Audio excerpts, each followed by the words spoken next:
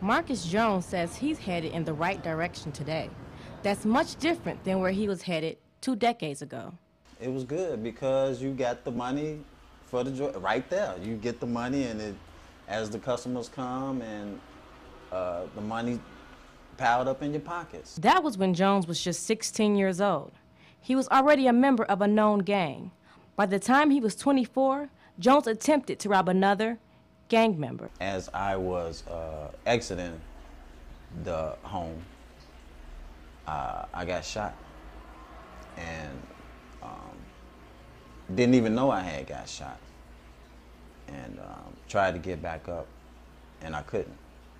Jones has been in a wheelchair ever since. He wrote a book titled, "Everyone Has a Story. This is Mine." He hopes that his mistakes can wake up others. You always think that it could never happen to you until it happens. Jones educates people in his own uptown neighborhood, but he also works with other schools and students in other communities. And that puts some parents' minds at ease. I look at Marcus and I think, and I thank God, my son could have been in that wheelchair. He also encourages everyone to stay away from the drugs he once sold. He said, Steve, when they say they want to give you a free high, they don't tell you about the low-down consequences of accepting that free high. Jones's book was published in January.